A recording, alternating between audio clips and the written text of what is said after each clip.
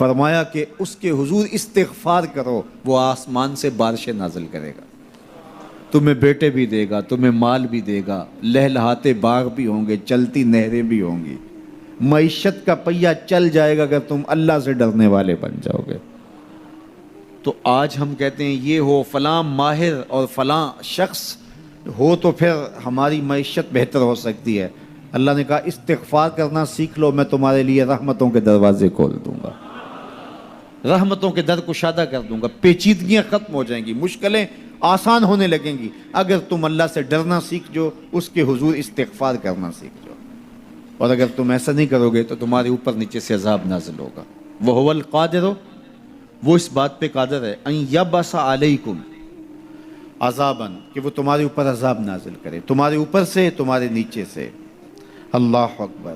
اوپر کا عذاب کیا ہے کہ آسمان سے پتھر برسیں، نیچے کا عذاب کیا ہے زلزلے آئیں، یا پھر زمین فصل دینا چھوڑ جائے، زمین بنجر ہو جائے، یہ نیچے کا عذاب ہے۔ حضرت عبداللہ ابن عباس رضی اللہ تعالیٰ عنہ فرماتے ہیں اوپر کا عذاب یہ ہے تمہارے حکمران نااہل ہوں، اور نیچے کا عذاب یہ ہے تمہاری اولادیں نافرمان ہو جائیں۔ یہ اوپر اور نیچے کا عذاب ہے جس میں تمہیں مبتلا کر دیا جاتا ہے۔ یہ کب ہوتا ہے؟ جب تم اللہ کے حکموں کے نافرمان ہو جاؤ۔ جب چند لوگ اللہ کے نافرمان ہو جاتے ہیں تو پھر ان چند لوگوں کو انفرادی اذیتوں میں اور مشکلات اور پیچیدگیوں میں مبتلا کیا جاتا ہے۔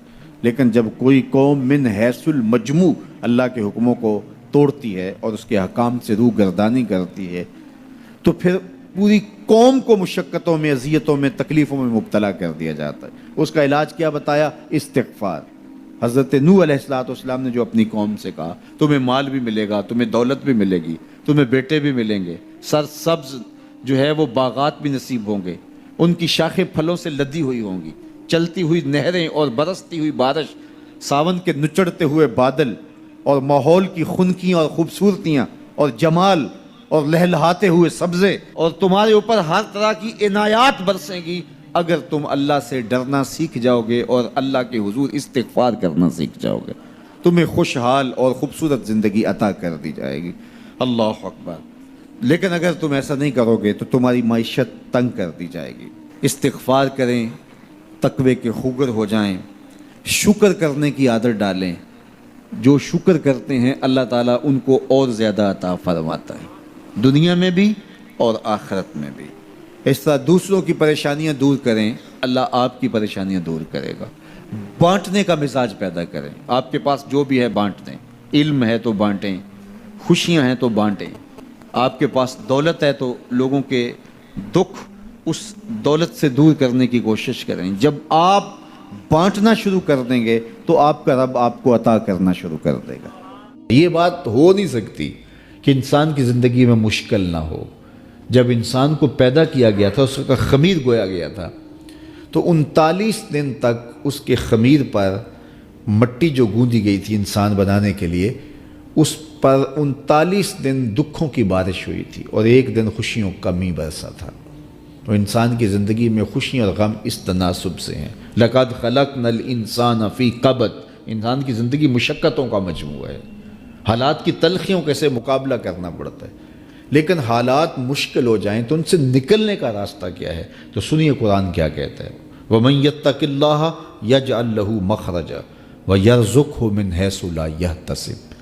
جو اللہ سے ڈرنے لگ جاتا ہے، تقوی اختیار کر لیتا ہے، تو پھر اللہ تعالیٰ جل شانہ اس کے لیے مخرج پیدا کر دیتا ہے، یعنی اس مصیبت سے نکلنے کے اللہ راستے دیتا ہے۔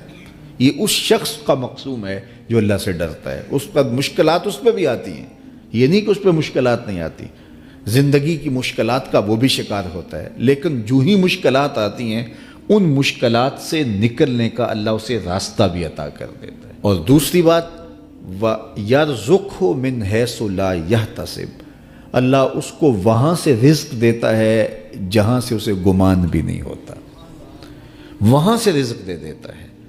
بندہ تو یہ کہتا نا کہ مجھے یہاں سے ملے گا، یہاں سے، ایک بندے کی منصوبہ بندی ہے، لیکن جو اللہ سے ڈرنے والا ہوگا اللہ اس کو وہاں سے رزق دے گا جہاں اسے گمان بھی نہیں ہوگا، خیال بھی نہیں ہوگا کہ یہ راستہ بھی حصول رزق کا ہو سکتا ہے۔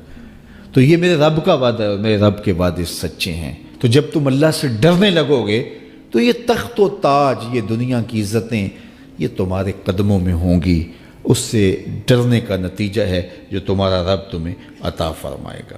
حضرت عمر رضی اللہ تعالیٰ عنہ کی خدمت میں ایک شخص آیا، اس نے کہا میرے ہاں اولاد نہیں ہے، تو آپ نے کہا استغفار پڑھا کرو۔